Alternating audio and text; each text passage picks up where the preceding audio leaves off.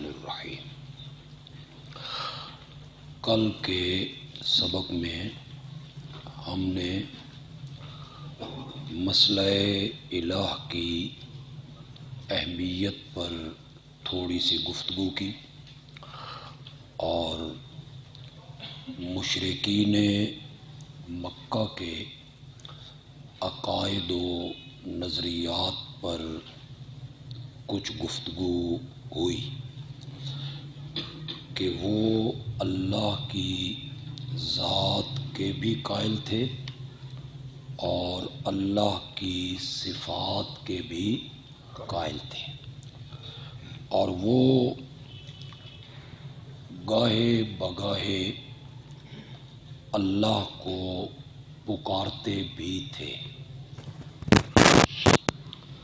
کشتیوں میں وہ سوار ہوتے اور کشتی گرداب میں آتی تو وہاں وہ اپنے معبودوں اور مشکل کشاؤں کو بھول جاتے اور خالص اللہ کی پکار کرتے تھے۔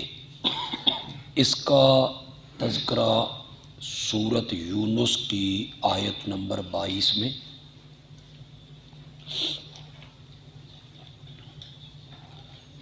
سورۃ یونس آیت نمبر 22،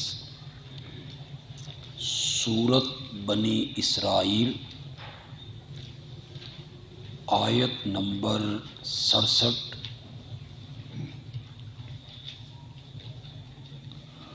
سورۃ انعام آیت نمبر 63 اور سورۃ عنکبوت، یہ جگہ ہم دیکھیں گے جی۔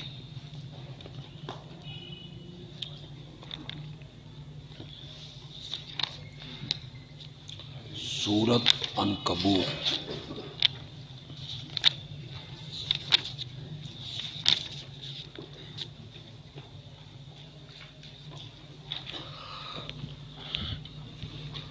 صفحہ نمبر ہے 365۔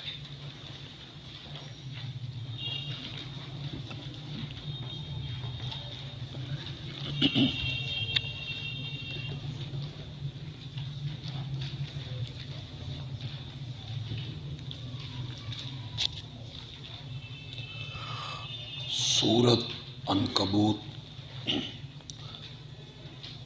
آیت نمبر ہے 65۔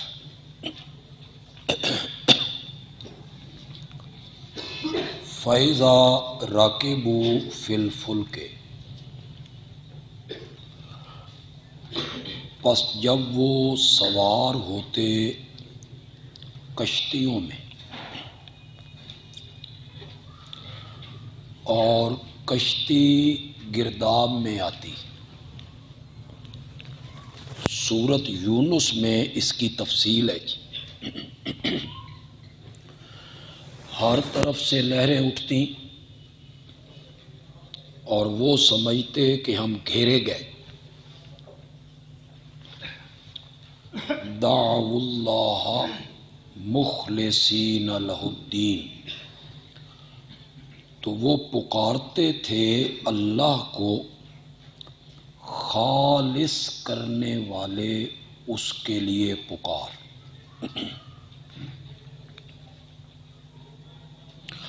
یہ مشرکین مکہ کا عمل بتایا جا رہا ہے۔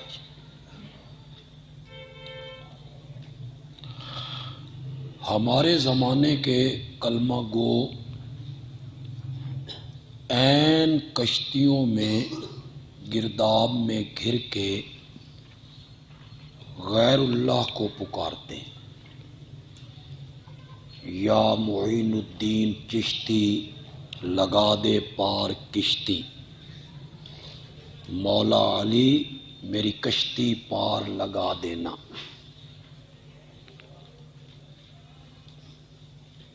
اور مشرکین مکہ عین کشتیوں کے اندر گرداب میں گھر کر خالص اللہ کو پکارتے تھے، اس کے باوجود وہ مشرک ہیں۔ فلما نجاہم الی البر، پھر جب اللہ ان کو بچا کے لے جاتا خشکی کی طرف، اذا ہم یشرکون، اس وقت وہ شریک بناتے، شرک کرتے کہ فلاں نے کندھا دیا تو کشتی باہر نکلی نا، یا فلاں نے مدد کی تو کشتی باہر نکلی، لیکن عین کشتیوں میں مصیبت میں گھر کر وہ صرف اللہ کو پکارتے تھے۔ مشرکین مکہ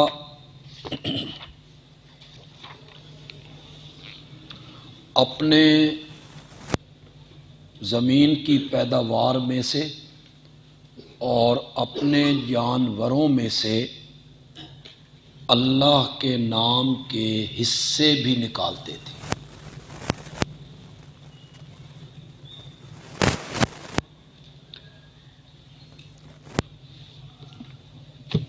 سورۃ انعام دیکھیے،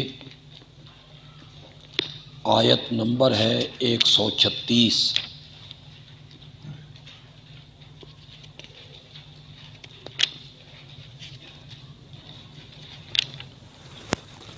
صفحہ نمبر ہے 132۔ صفحہ نمبر 132، 8واں پارہ ہے، سورت کا نام ہے سورۃ الانعام، آیت نمبر ہے 136۔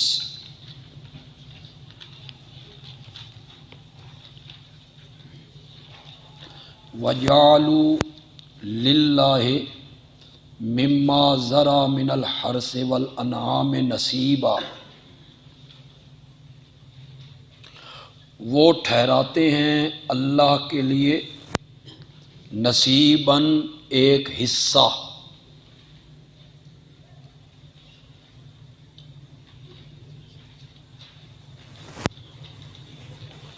کھیتی میں سے اور چوپایوں میں سے جو اللہ نے پیدا کیے، کھیتی میں، اناج میں وہ اللہ کے نام کا ایک حصہ مقرر کرتے۔ فقالو، وہ کہتے تھے ھذا للہ، یہ حصہ ہے اللہ کے لیے، بزعمہم، ان کے گمان کے مطابق، وَھذا لشرکائنا، اور یہ دوسرا حصہ ہے ہمارے شریکوں کا۔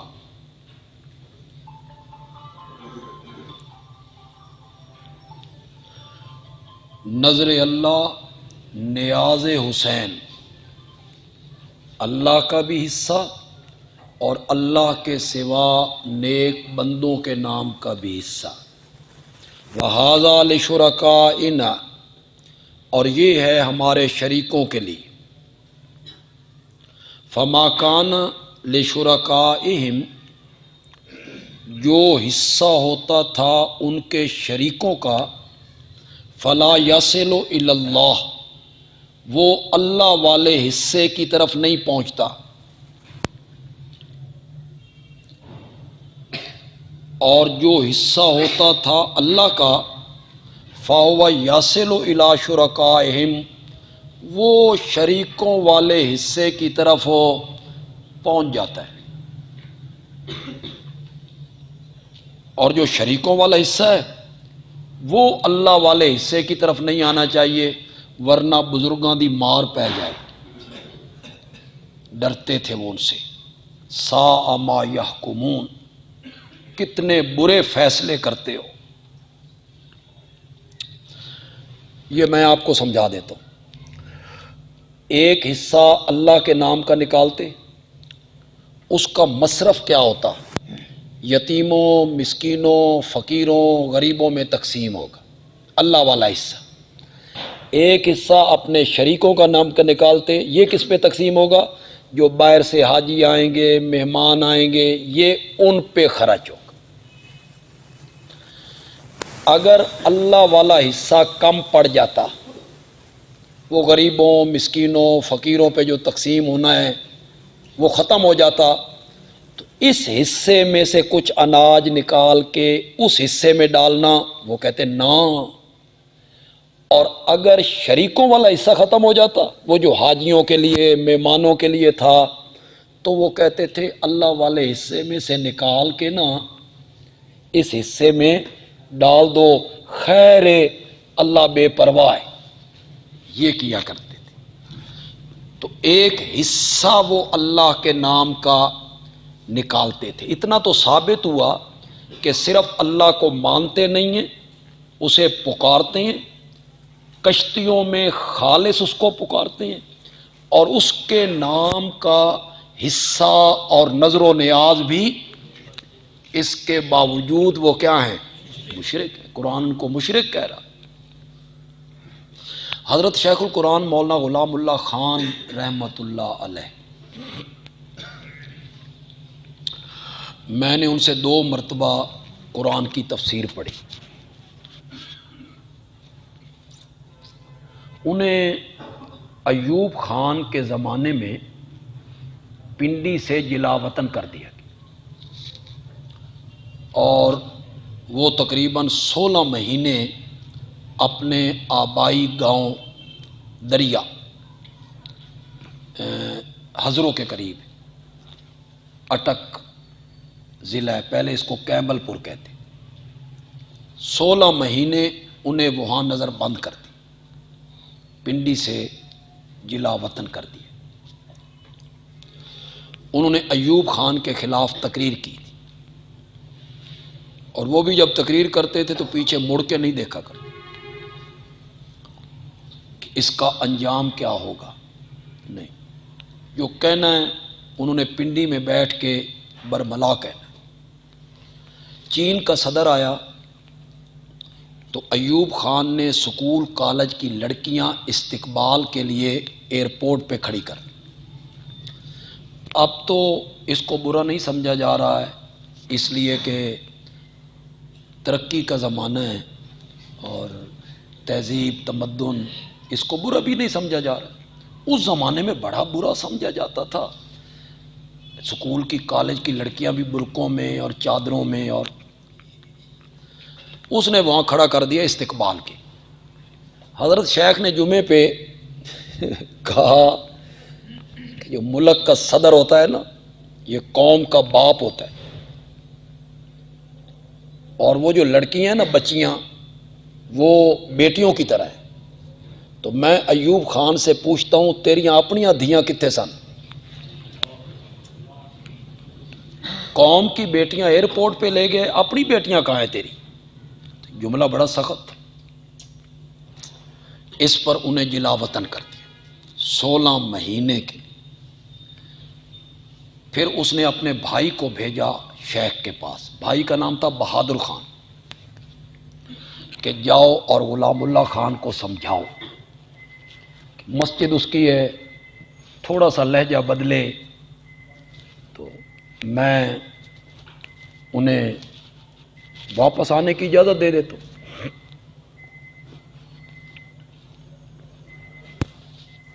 بہادر خان گیا، یہ کس کی، کہاں سے آواز آ رہی؟ کسی کا موبائل تو نہیں رہ گیا؟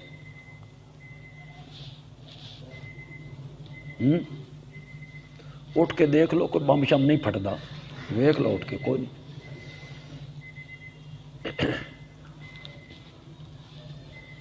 تو آپ میری طرف دیکھیں، بہادر خان نے پیغام پہنچایا ایوب خان کا۔ حضرت شیخ نے کہا بہادر خان پیغام پہنچ گیا، میرا جواب بھی ایوب کو پہنچائے گا کہ نہیں؟ اس نے کہا جی پہنچاؤں گا۔ انہوں نے کہا تو کو نہیں پہنچانا، اس نے کہا جی پہنچاؤں گا. اس نے کہا تو پہنچانا ہی نہیں. حضرت شیخ نے پھر جو جواب دیا وہ میں یہاں بیان بھی نہیں کر سکتا. اس طرح جواب دی کہ ایوب کو جا کے یہ کہنا کہ میری مسجد بھی ہوگی، میں خطیب ہوں گا، تو نہیں ہوگا. تو بہادر بڑے تھے اور کئی مرتبہ تعلیم قرآن پہ حملہ ہوا، لیکن بہادر بہت، جرت بڑی. تو وہ کہتے ہیں کہ میں جب دریا میں گیا، دورہ تفسیر بھی میں نے وہیں پڑھایا، جمعے پہ پورا پنڈی وہاں ٹوٹ کے پڑتا تھا. صبح کے ٹائم میں درس دیتا تھا، اوپر والے سپیکر چلتے تھے، سارا شہر سنتا تھا. بعد میں تو وہ کہتے تھے شکر ہے میں جلا وطن ہوا کہ میں نے اپنے پنڈ کی خدمت کی اور اللہ کی توحید سنائی. تو کہتے ہیں میں نے ایک دن درس دیا تو یہ ایتیں درس میں آ گئی، یہ جو اب پڑھی ہیں. میں درس دے کے بیٹھا تو شہر کا ایک ملک آ گیا، چودھری. تو حضرت شیخ بھی نمبردار تھے، شہر کے اچھے ذمہ دار تھے. تو وہ مجھے کہتا ہے مولوی صاحب یہ جو آپ نے آج بیان کیا ہے ایک قرآن ہے؟ میں نے کہا قرآن ہے. اس نے کہا یہ کام تو میں بھی کرتا ہوں. کیسے؟ اس نے کہا میں نے اپنی زمین میں کچھ کیاریاں رکھی ہیں اللہ کے نام کی، یہ کیاریاں اللہ کے نام کی، اور کچھ کیاریاں ہیں پیران پیر کے نام کی.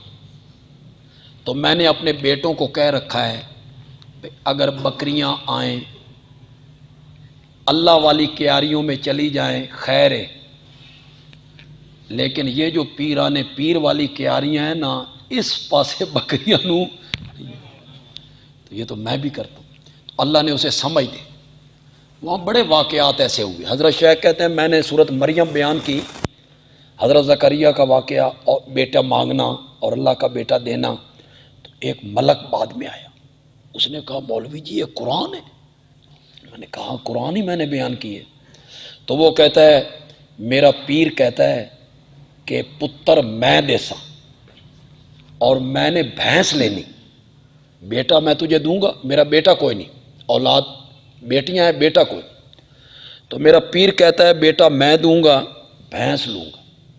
اور میں نے کہا انہاں دے پلے ککھ نہیں. ان کے پلے کیا ہے؟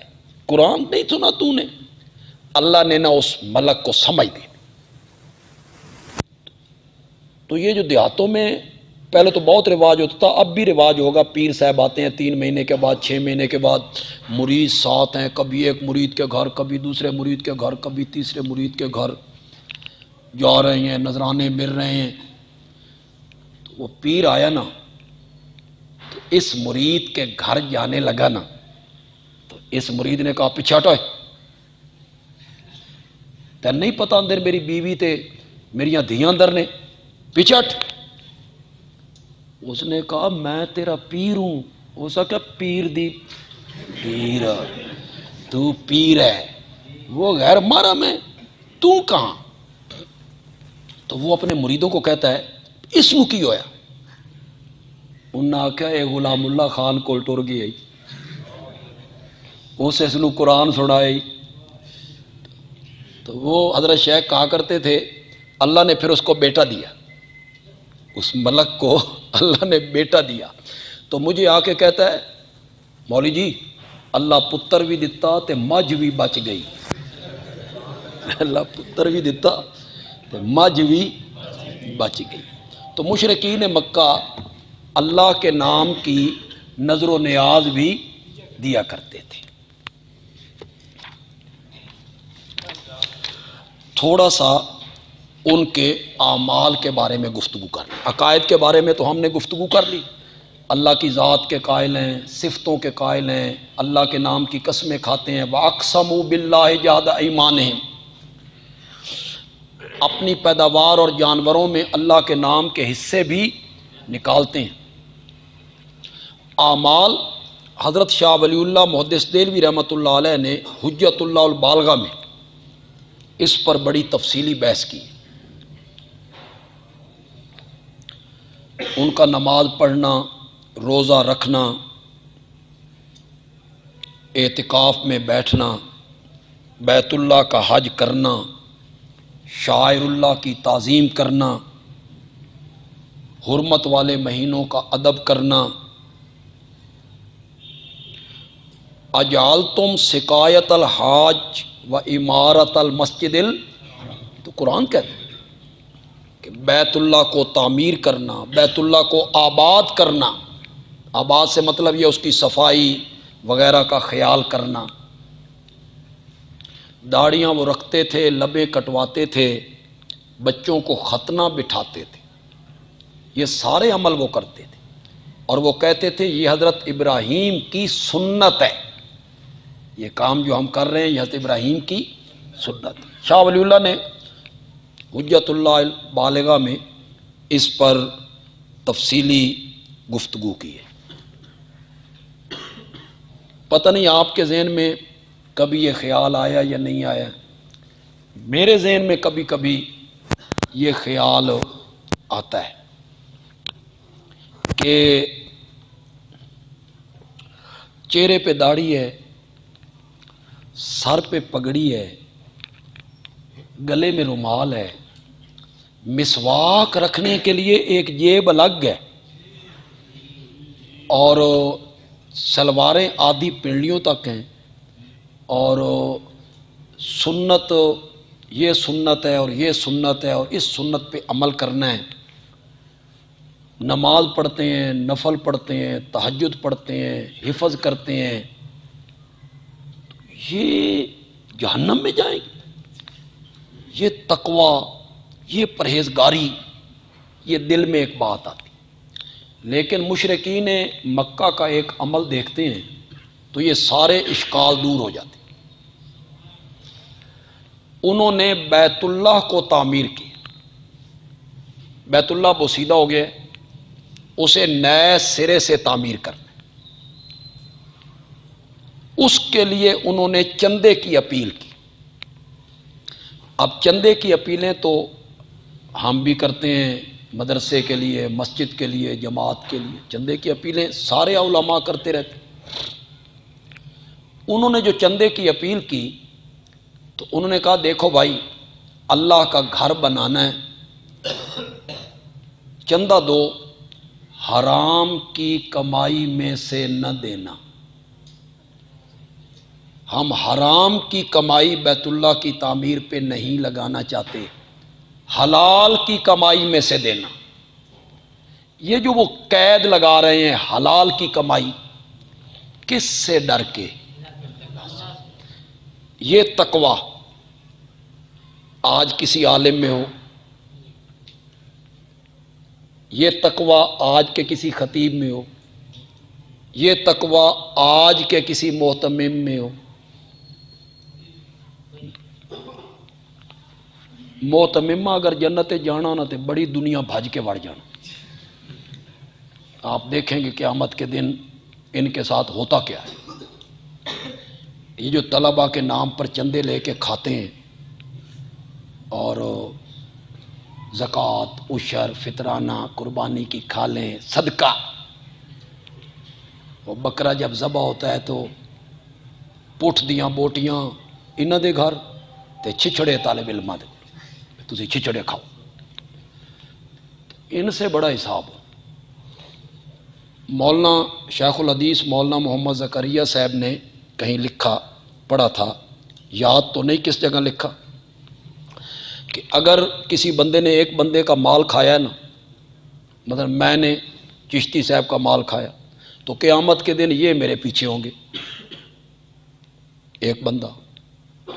اور یہ جو اجتماعی چندے ہوتے ہیں نا، کسی نے 100 دیا، کسی نے 500، کسی نے 1000، انہاں دے پیچھے پورے لشکر ہوں گے، ان کے پیچھے بھاگیں گے۔ بنتا ان کے ساتھ کیا ہے؟ ان کے پاس پہلے سائیکل ہوتی، چند سالوں کے بعد ان کے پاس گاڑیاں آتی۔ کہاں سے آتی؟ ہم بھی مدرسہ چلا رہے ہیں، ہم نے تو یہ گاڑیاں وغیرہ کی پوزیشن میں نہیں۔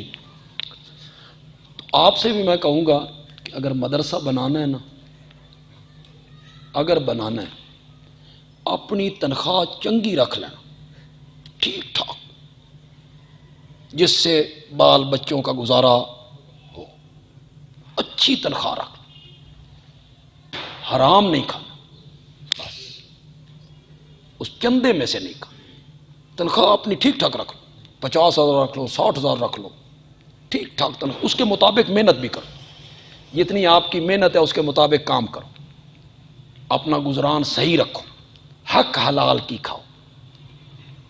حرام کا کمائی جو ہے نا، یہ بڑا مشکل مرحلہ ہے، مشکل مرحلہ ہے۔ میں بہت نکما سا آدمی ہوں، کم علم ہوں، کم عمل ہوں، کم فہم ہوں، لیکن اس معاملے میں میں بڑا کھرا بندہ ہوں اور بڑا سینہ تان کے اپنے کھڑے پن کا اعلان کر رہا ہوں کہ جماعت کا چندہ ہو، مسجد کا چندہ ہو، مدرسے کا چندہ ہو، اسی طرح حرام ہے جس طرح خنزیر کھانا حرام ہے۔ ڈاکو ڈاکہ ڈالتا ہے، پیٹرول پمپ لوٹتا ہے، وہ حرام ہے، اور زکوٰۃ اور عشر کا پیسہ کھا جانا یہ حرام نہیں ہے، یہ اس سے بڑھ کر حرام ہے۔ تو بڑا مشکل مرحلہ ہے مدارس کو چلانا اور امانت و دیانت کے ساتھ چلانا۔ اگر آپ ایسا کریں گے نا، اللہ کمی نہیں آنے دے گا۔ ہاں، یہ نہ سوچیں کہ کمی آئے گی، نہیں آئے گی۔ اللہ نے یہ کہاں کہا ہے یا نبی پاک نے فرمایا ہے بھئی 500 طالب علم رکھو؟ شریعت کا حکم ہے 500 رکھو، 10 رکھو، طاقت کے مطابق رکھو، جتنی طاقت ہے اس کے مطابق رکھ لو، کام چلاؤ، گنجائش سے زیادہ کام ہی نہ کرو، جتنی آمدن ہے اس کے مطابق کام کرتے چلے جاؤ، اس پر بھی اللہ قیامت کے دن اجر عطا فرمائے، اجر عطا فرمائے۔ تو انہوں نے کہا بیت اللہ پہ حرام کا پیسہ نہیں لگا۔ آج کسی کا بھی یہ عمل نہیں، اللہ اکبر، پتہ ہوتا ہے بھئی یہ سود خور ہے، یہ جو چندہ دینے آیا ہے نا، یہ سود خور ہے، سودی کاروبار کرتا ہے، بلیک میلر ہے، حرام کی کمائی ہے اس کی۔ لیکن وہ جب 20,000 روپے 30,000 روپے دیتا ہے نا، اور ہم اس کی رسید کاٹتے ہیں تو ہم رسید حوالے کرتے ہوئے کہتے ہیں جزاک اللہ، اور حرام کھادا کر، تجھے اللہ جزا دے اس حرام کی۔ ہمارا تو یہ عمل ہے، کردار ہے ہمارا۔ اور مشرکین مکہ، حیران ہوتا ہے بندہ، حلال کی کمائی خرچ کرنی ہے، حرام کا پیسہ نہیں لگانا۔ چندہ اکٹھا ہو گیا، چندہ تھوڑا تھا، ایریا بڑا تھا، پھر میٹنگ بیٹھ گئی، اب کیا کریں؟ انہوں نے کہا بیت اللہ کا ایریا چھوٹا کر لو، کچھ جگہ باہر نکال دو، حرام کا پیسہ نہیں لگا۔ یہ حتیم کا علاقہ جو نکالا گیا ہے، یہ مشرکین مکہ نے نکالا تھا، بنائے ابراہیم میں یہ بیت اللہ کے اندر شامل تھا، یہ انہی نے باہر نکالا تھا۔ کیوں نکالا تھا؟ اس لیے کہ ان کے پاس رقم کم تھی۔ بس ان کے عمل کے بارے میں میرا خیال ہے ایک یہی بات کافی، بیت اللہ کو تعمیر کر رہے ہیں، حاجیوں کو ستو پلا رہے ہیں، حلال کی کمائی پر زور دے رہے ہیں، لیکن اس کے باوجود وہ کیا ہیں؟ مشرک ہیں۔ اختلاف کس مسئلے میں تھا؟ جب وہ اللہ کو بھی مان رہے ہیں، اللہ کی صفات کو بھی مان رہے ہیں، اللہ کے نام کی قسمیں بھی کھا رہے ہیں، اللہ کو پکار بھی رہے ہیں، اور کشتیوں میں خالص اللہ کو پکار رہے ہیں، اور اللہ کے نام کی نظر و نیاز اور اپنے مال میں سے اس کا حصہ بھی نکال رہے ہیں، تو پھر عام میں اور مشرکین مکہ میں اختلاف کس مسئلے میں ہے؟ جھگڑا کس مسئلے میں ہے؟ جھگڑا اور اختلاف تھا مسئلہ الہ میں۔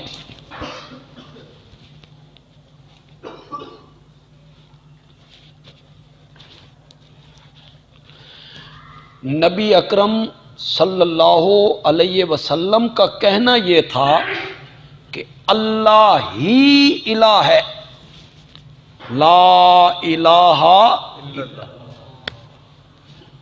اس کے سوا الہ کوئی نہیں۔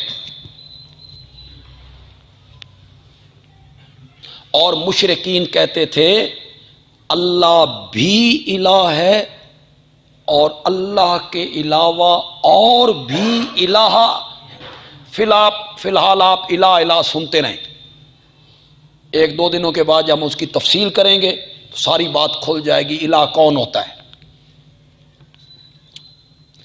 اختلاف جو تھا عام میں اور مشرکین مکہ میں وہ کس مسئلے میں ہے جی؟ مسئلہ الہ۔ آپ کا موقف یہ تھا کہ اللہ ہی الہ ہے، اور مشرکین کیا کہتے تھے؟ اللہ بھی الہ ہے۔ اللہ کی الوہیت کا انکار نہیں کرتے تھے، وہ کہتے اللہ بھی الہ ہے اور اللہ کے سوا اور بھی الہ۔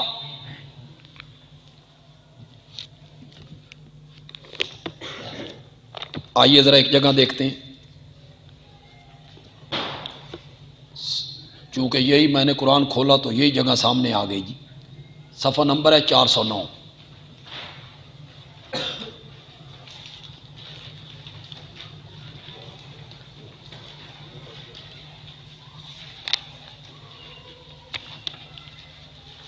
صفحہ نمبر 409۔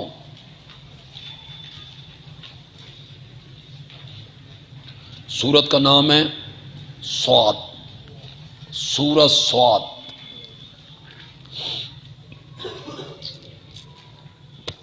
آیت نمبر ہے جی 4۔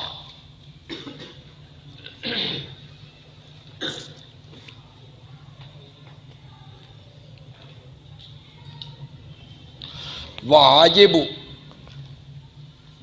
أَن جَاءَهُم مُنذِرٌ مِّنْهُمْ، اور ان مشرکین کو تعجب ہوا کہ آ گیا ہے ان کے پاس ایک آگاہ کرنے والا،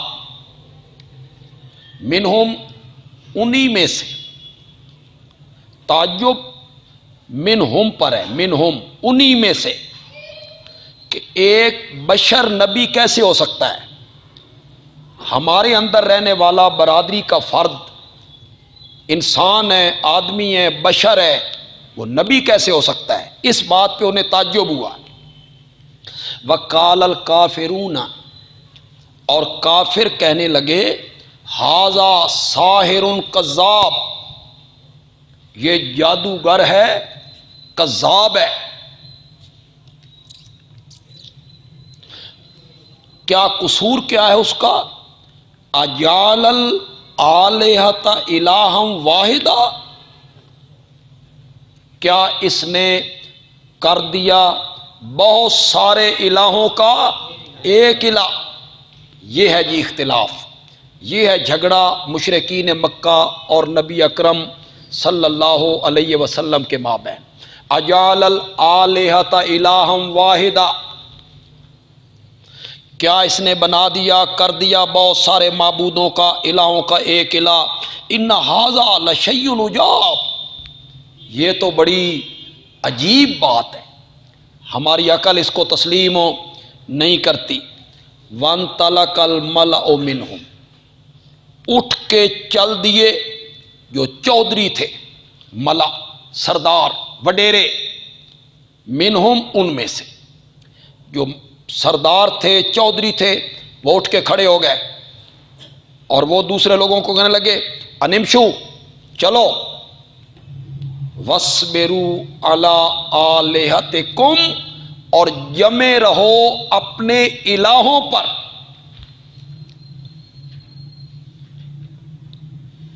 ان ھذا لشیء یراد، اس دعوت میں کوئی غرض پوشیدہ ہے، یہ سرداری چاہتا ہے، یہ بڑا بننا چاہتا ہے، اس میں کوئی غرض پوشیدہ ہے۔ ما سمعنا بہذا فی الملۃ، نہیں سنی ہم نے یہ بات کہ اس کائنات کا الہ صرف ایک ہے. یہ دعوت جو ہے اس بندے کی، یہ بات ہم نے نہیں سنی فی الملت الآخرہ، پچھلے کسی دین میں. یہ بالکل نئی بات کرتا ہے. آپ بھی جب توحید بیان کریں گے نا، اللہ آپ کو توفیق دے. بنی بنائی جگہ پہ توحید بیان کرنے کا مزہ بھی کوئی نہیں. ہاں نئی جگہ پہ نا، بالکل نئی جگہ ہو، لوگوں کو پتہ نہ ہو، وہاں توحید بیان کرنے کا مزہ ہے. توحید دین فطرت ہے، فطرت اس کو قبول کرتی. یہ ایسا مسئلہ نہیں ہے کہ اس کو لوگ فطرت قبول نہ کریں. کچھ ضدی لوگ ہوتے ہیں، ورنہ دین فطرت ہے. بیان کرنے کا انداز صحیح ہونا چاہیے بس. حضرت شیخ القرآن مولانا غلام اللہ خان رحمۃ اللہ علیہ دورہ تفسیر میں بہت سخت لہجہ رکھتے تھے، بہت سخت. ان کے دورے کی سب سے بڑی خصوصیت یہ تھی، وہ سپریٹ بھرتے تھے. ایسی سپریٹ بھرتے تھے نا، بھئی بندہ وہاں کہتا تھا من گھر جان دیو، تے گھر جا کے نا میں مشرکاں نال دو ہاتھ ضرور کر. ایسی سپریٹ بھرتے. تو آخر میں وہ کہتے تھے کہ جو کچھ تم نے یہاں سنا ہے نا، اس طرح بیان نہیں کرنا. یہ راول پنڈی ہے، یہ جگہ بنیاد بنی ہوئی ہے، اس بنیاد کے بنانے میں بڑی محنت لگی ہے. اس طرح بیان نہیں کرنا، بیان اس طرح کرنا ہے. اب آپ پہلے دن کہیں 11ویں جیڑی ہے سور نال ود کے حرام ہے، لڑائی تو ہو گئی. پہلے دن آپ کہیں گے لڑائی ہو جائے گی، جھگڑا ہو جائے گا. یہ بیان کرنے کا کوئی طریقہ نہیں. بیان کرنے کا طریقہ یہ ہے کہ سب سے پہلے لوگوں کا ذہن بنائیں عالم الغیب صرف اللہ ہے. اس پہ آپ 2 مہینے 3 مہینے صرف کریں، قرآن ختم ہی نہیں ہوتا. اللہ کا علم کی وسعت، اللہ کے سوا عالم الغیب کوئی. پھر بنائیں بے مختار کل، مالک قادر متصرف صرف اللہ. جب لوگوں کا یہ ذہن بن جائے نا، پھر لوگوں سے کہیں پکارنا اس کو چاہیے جو تمہارے حالات سے واقف ہو. تو پہلے ان کا ذہن بنا ہوا ہوگا کہ عالم الغیب کون ہے؟ اللہ. نظر و نیاز اس کے نام کی دینی چاہیے جو تمہارے حالات سے واقف ہے. یہ طریقہ ہے. پہلے اگر آپ نے ڈنڈا لگانا ہے تو پھر تو لڑائی ہونی. اس طریقے سے بیان کیا جائے نا اللہ کی توحید کو، تو دین فطرت ہے توحید، عقل کے عین مطابق ہے. پڑھا لکھا طبقہ اس کو بہت جلد قبول کرتا ہے. میرے والد صاحب جب سرگودا میں آئے تھے، یہ 1956-57 کی بات، سن 1956-57 کی بات. سرگودا شہر میں صرف ایک گھرانہ تھا اشاعت التوحید کا، ایک گھر بس پورے سرگودا. وہی میرے والد صاحب کو لائے تھے، وہ گھرانہ. وہ بسال برادری ہے، آج تو بڑے عہدوں پہ ہیں. یہ ڈاکٹر حسین احمد صاحب ہیں، ان کا کلینک ہے، بہت بڑے تاجر ہیں وہ آج. ان کا ایک بھائی ہمارے پاس حفظ کر کے گیا ہے، آج وہ کرنل ہے، ڈاکٹر ہے. اللہ نے انہیں بڑا نوازا ہے. وہ میرے والد صاحب کو یہاں لائے تھے 18 بلاک کی مسجد. یہ چھوٹی سی مسجد تھی. مسجد کی جگہ پہ لوگوں نے قبضہ کیا ہوا. یہ قبضہ واگزار کیا گیا تو 50 روپے والد صاحب کی تنخواہ تھی اور 55 روپے مکان کا کرایہ تھا. 50 روپے تنخواہ اور 55 روپے مکان کا کرایہ. ہمارے اکابرین نے اس طرح کام کیا. جتنے ہمارے اکابرین ہیں انہوں نے کام اس طرح کیا، بڑی غربت میں اپنے پلے سے پیسے لگا. والد صاحب کہتے ہیں میں نے 6 مہینے عظمت مصطفیٰ بیان ہر جمعے پہ، لیکن میں ہر جمعے پہ کہتا تھا میں نے تمہیں وہ مسئلہ بتانا ہے جس مسئلے کی وجہ سے مصطفیٰ کو عظمت ملی۔ نوبت وہیں جا رسید کہ مقتدی میرے پاس آ کے کہنے لگے مولانا ہوں مسئلہ دسو۔ تو میں نے جب مسئلہ توحید بتایا تو اب وہ یہ نہیں کہہ سکتے تھے کہ یہ گستاخ نبی ہے، 6 مہینے میں اسے بیان کر چکا تھا، وہ تو ان کا ذہن بن گیا تھا، تو پھر لوگوں نے اس کو قبول کر لی۔ صرف 13 سال وہ سرگودا میں رہے، پھر ان کا انتقال ہو گیا، 13 سال، اور آدھے سرگودا کو پاٹ کے چلے گئے، رنگ ہی بدل گئے۔ تو طریقہ ہوتا ہے، تبلیغ کا طریقہ یہ ہے۔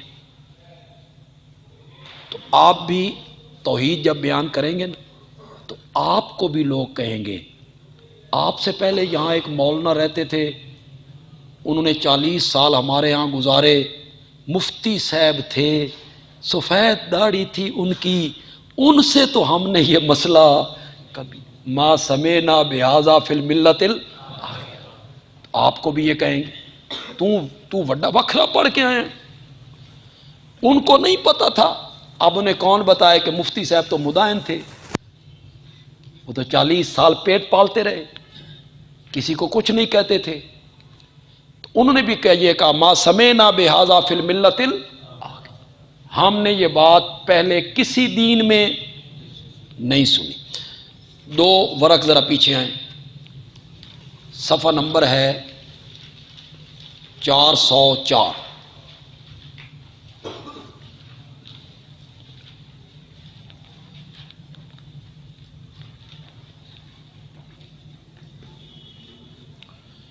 سورت کا نام ہے صافات، آیت نمبر ہے 35۔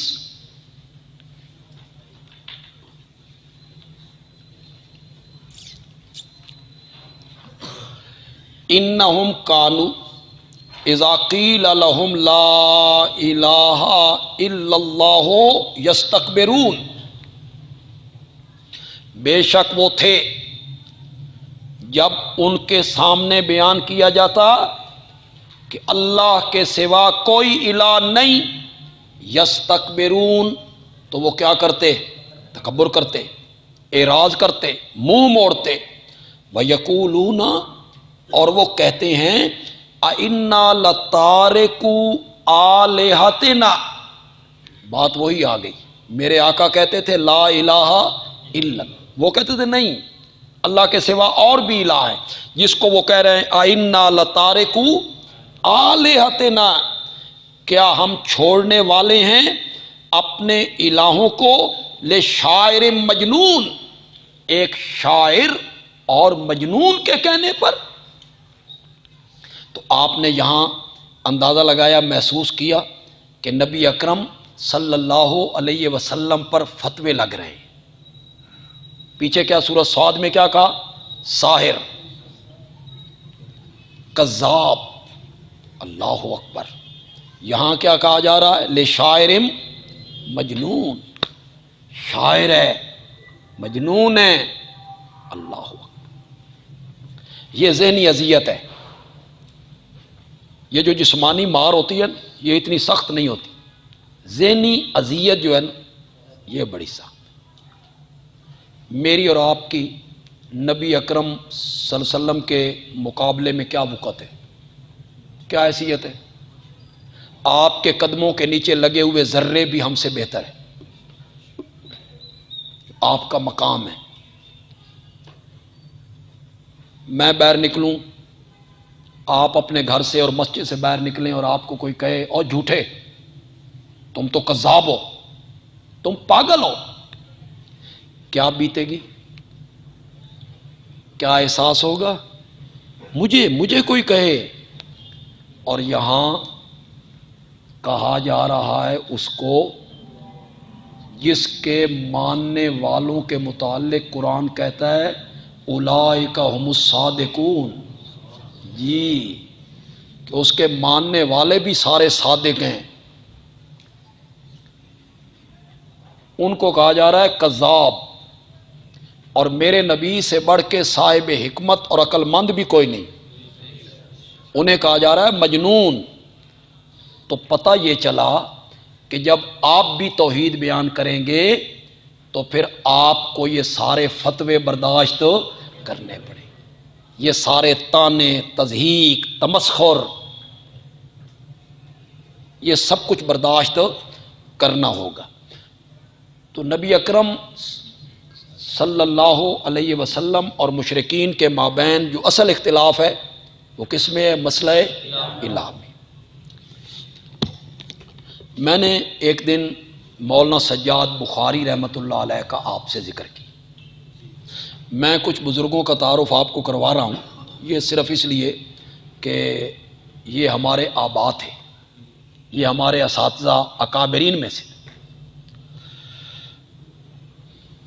مولانا سجاد بخاری رحمۃ اللہ علیہ کا اشاعت التوحید پر یہ احسان ہے کہ انہوں نے جواہر القرآن مرتب کر کے دی ہمارے ہاتھ میں، ورنہ کوئی چیز نہیں تھی، کوئی تفسیر ہمارے ہاتھ میں نہیں، انہوں نے جواہر القرآن کو مرتب کیا، بڑی محنت سے مرتب کیا،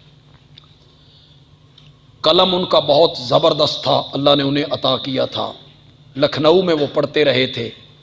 انہوں نے جواہر القرآن کے مقدمے میں لکھا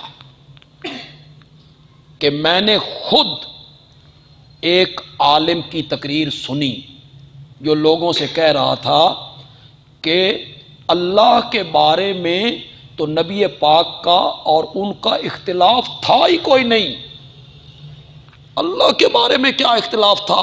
سارا اختلاف تھا آپ کی نبوت کے بارے میں کہ وہ آپ کو نبی نہیں مانتے، اختلاف تو رسالت کے بارے میں تھا، توحید کے بارے میں تو اختلاف تھا ہی کوئی نہیں، اسے تو وہ مانتے تھے۔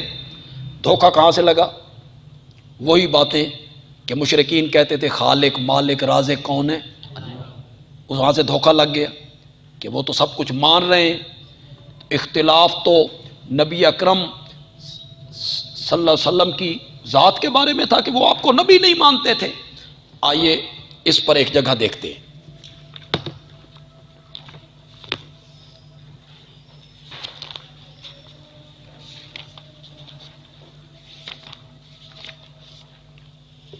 سورت انعام ہے جی،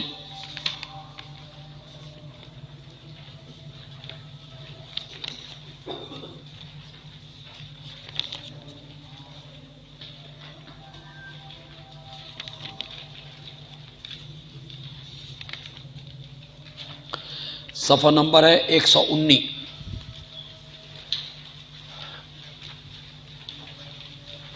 صفحہ نمبر 119، سورت انعام اور آیت نمبر ہے 33۔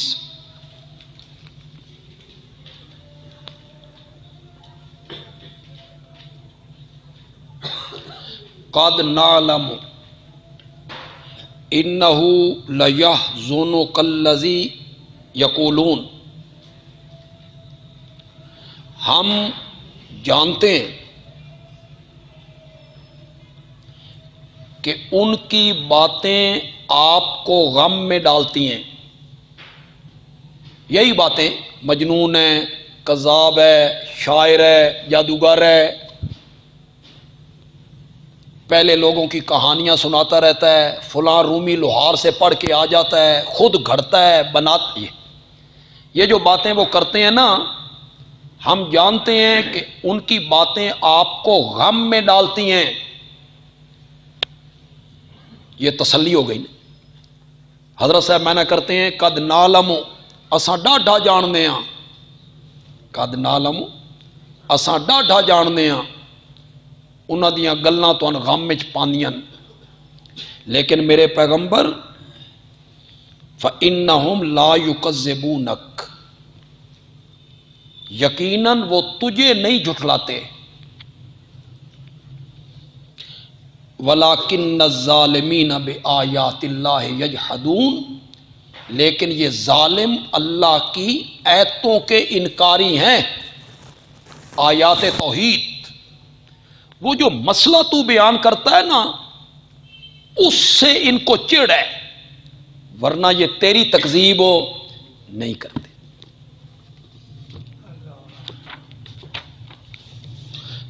بڑے اختصار کے ساتھ میں بیان کر رہا ہوں کہ ہمارے پاس وقت تھوڑا ہے۔ میں نے اسی نشست میں انشاءاللہ علم غیب پر اور توسل پر اور سماع موتیٰ پر انشاءاللہ گفتگو کرنی، اور اہل تشیع اور اہل سنت کے مابین جو اصل اختلاف ہے اس پر بھی گفتگو انشاءاللہ کرنی ہے، اس پر گفتگو۔ تو میں ذرا اسے شارٹ کر رہا ہوں جی، اور اہل علم میں ہوں میں، بس ایک ایک دو دو آیتیں میں آپ کے سامنے رکھ رہا ہوں تاکہ وہ دیگ کا ایک دانہ دیکھ کے آپ پوری دیگ کا اندازہ لگا سکیں۔ مسئلہ الہ کی ابتدا ہوئی حضرت نوح سے۔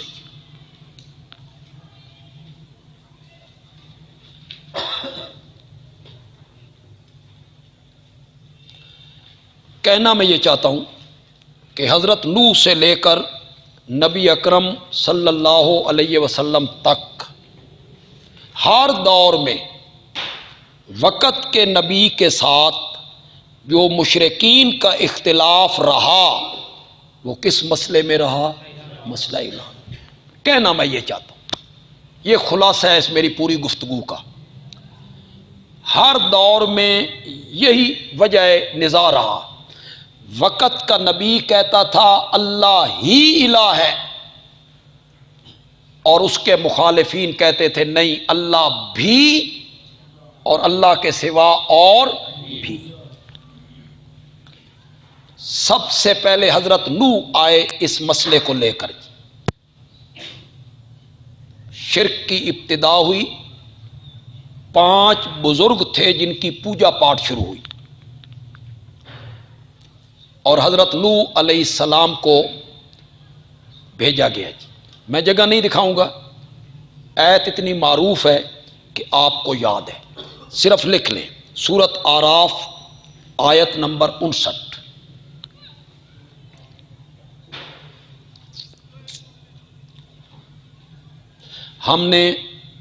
ہم سورۃ ہود میں یہ سب کچھ پڑھ چکے ہیں، سورۃ ہود میں یہ سب کچھ ہم پڑھ چکے ہیں۔ وَلَقَدْ أَرْسَلْنَا نُوحًا إِلَىٰ قَوْمِهِ قَالَ يَا قَوْمِ اعْبُدُوا اللَّهَ مَا لَكُم مِّنْ إِلَٰهٍ اعْبُدُوا اللَّهَ إِلَّا اللَّهَ۔ اعْبُدُوا اللَّهَ کس کا معنی دے رہا ہے؟ إِلَّا اللَّهَ۔ مَا لَكُم مِّنْ إِلَٰهٍ غَيْرُهُ کس کا معنی دے رہا ہے؟ لا الہ۔ تو دعوت کیا ہے؟ لا الہ الا اللہ کی عبادت کرو، اس لیے کہ اس کے سوا تمہارا کوئی الہ نہیں۔ پہلی دعوت ہے حضرت نوح کی، اور 950 سال، کتنے؟ 950 سال حضرت نوح نے یہ دعوت دی اپنی قوم کو۔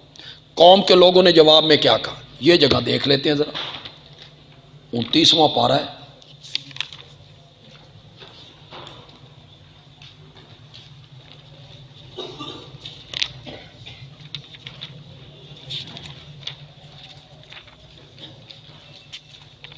صفحہ نمبر ہے 518۔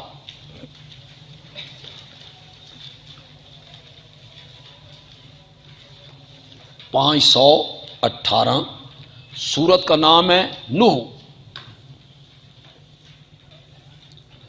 آیت نمبر ہے 24۔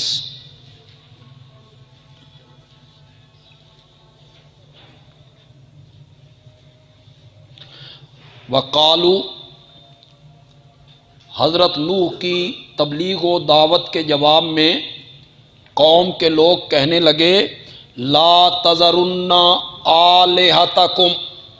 آ گئی نا وہی بات، حضرت نوح کہتے تھے اللہ ہی الہ ہے، اور قوم کے لوگ کیا کہتے تھے؟ نہ چھوڑنا اپنے الہوں کو، اور نہ چھوڑنا ود کو، سوا کو، یغوث کو، یعوق کو اور نصر کو۔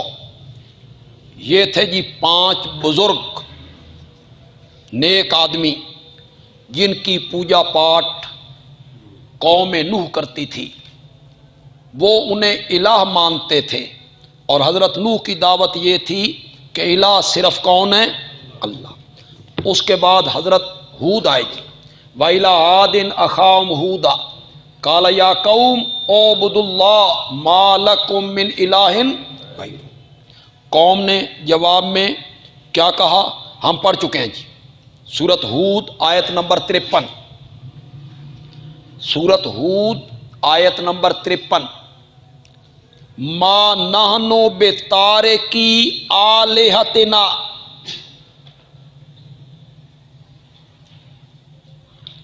ہم نہیں ہیں چھوڑنے والے اپنے الہوں کو۔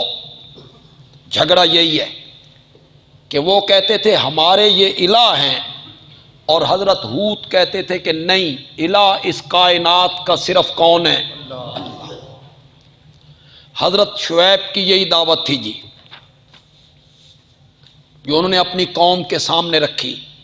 حضرت ابراہیم علیہ السلام کی جو دعوت ہے، جسے سورۃ مریم میں بیان کیا، سورۃ انبیاء میں بیان کیا، سورۃ شعراء میں بیان کیا، ان کی دعوت بھی یہی تھی کہ عبادت کے لائق صرف ہو۔ لِمَ تَعْبُدُ مَا لَا يَسْمَعُ وَلَا يُبْصِرُ وَلَا يُغْنِي عَنْكَ شَيْئًا۔ وہ یہی دعوت دے رہے تھے کہ اس کائنات میں اللہ کے سوا عبادت کے لائق کوئی، الہ وہی ہے نا جس کی عبادت کی جائے۔ تو حضرت ابراہیم کی دعوت یہ تھی کہ الہ صرف کون ہے؟ اللہ۔ قوم کے لوگوں نے جواب میں کیا کہا، اسے ذرا دیکھ لیتے ہیں۔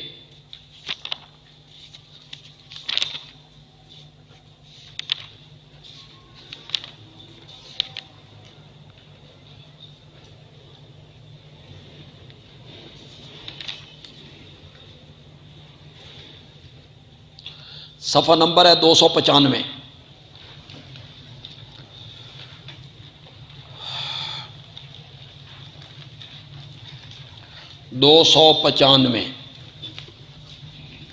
سورت کا نام ہے الانبیاء، اور آیت نمبر ہے 51 سے شروع ہو رہی ہے۔ وہ بس سارا تو ہم بیان نہیں کر سکتے، حضرت ابراہیم کی تبلیغ ہے۔ یہ مورتیاں شورتیاں کیا ہیں جن کے آگے تم مجاور بنے بیٹھے ہو؟ وہ کہنے لگے ہم نے اپنے باپ دادا کو پایا ان کی پوجا پاٹ کرتے ہوئے۔ یہ جو حضرت ابراہیم علیہ السلام کی تعریفیں کرتا ہے نا اللہ قرآن میں، ان ابراہیم کان امۃ قانتا للہ حنیفا ولم یک من المشرکین شاکرا لانعمہ اجتباہ وہداہ الی صراط۔ پھر نبی پاک کو اللہ کہتے ہیں واتبع ملت ابراہیم، انہیں ہی نہیں کردا۔ حضرت ابراہیم کی جو دعوت ہے نا، اور جس جرت سے دعوت ہے، خدا دی قسم ہے اس دی مثال ہی کوئی۔ اکیلا بندہ ہے، اکیلا، باپ نے نکال دیا ہے، باپ نے جب نکالا قوم کے سامنے آ گئے۔ اب تو تھوڑا سا لہجہ بدلتے نا تو قوم کو کہا کیوں کرتے ہو پوجا پاٹ ان کی؟ انہوں نے کہا ہم نے اپنے باپ دادا کو پایا ہے۔ تو حضرت ابراہیم علیہ السلام کو کہنا چاہیے تھا باپ دادا اللہ کے پاس چلے گئے ہیں، تو سب میرے نال گل کرو، مجھ سے بات کرو تم نہ۔ حضرت ابراہیم نے کہا لقد کنتم انتم وآباؤکم فی ضلال مبین، تساں بھی پکے گمراہ تے تواڈے پیو دادے بھی پکے گمراہ۔ اب بولیے یہ کہنا آسان تھا اس معاشرے میں؟ یہ کہنا آسان نہیں تھا اس معاشرے میں، جو حضرت ابراہیم علیہ السلام نے کہا۔ پھر آگے بتایا کہ رب کون ہے، الہ کون ہے۔ اب نیچے آئیے جی، آیت نمبر 60 پہ آئیے جی، آیت نمبر 59 پہ آئیے، 59 پہ۔ انہوں نے ان کے الہوں کو ٹکڑے ٹکڑے کر دی، اس معبد خانے میں گیا، کسی کی ٹانگ، کسی کا پاؤں، کسی کا ناک، کسی کی آنکھ نکالتے چلے گئے۔ وہ آئے، میلے سے واپس آئے تو ان مشرکوں کی بڑی عادت ہوتی ہے بے سلام کرن جانا، تو وہ اپنے معبودوں کو سلام کرنے آئے۔ تو معبد خانے میں جب آئے نا تو دیکھا کہ ایک کباڑ خانہ بڑھے ہے، کسی کی ٹانگ کوئی نہیں، کسی کا بازو کوئی نہیں، کسی کی ناک کوئی نہیں۔ کہنے لگے من فعل ھذا بآلہتنا، کس نے کیا یہ سب کچھ ہمارے الہوں سے؟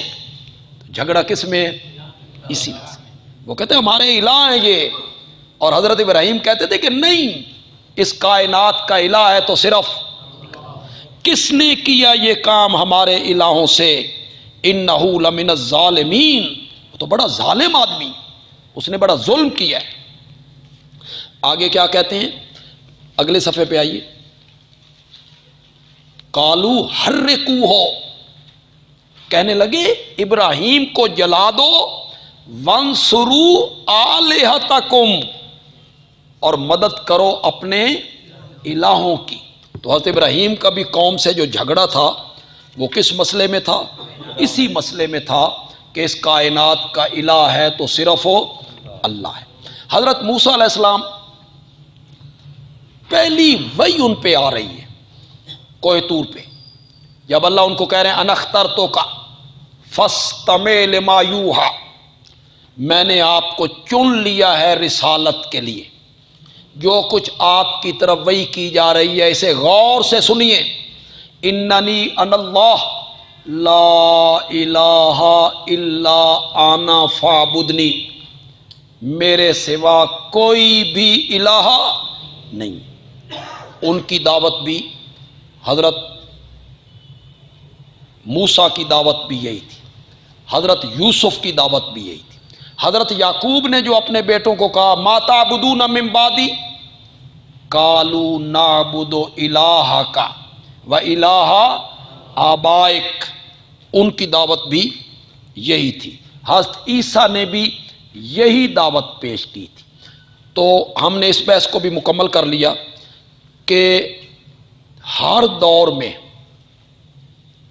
اللہ کے نبی اور ان کی قوموں کے درمیان جو اصل جھگڑا اور اصل اختلاف تھا وہ اس مسئلے میں تھا کہ وقت کا نبی کہتا تھا اس کائنات کا الہ صرف ہو، اس کے سوا کوئی الہ نہیں۔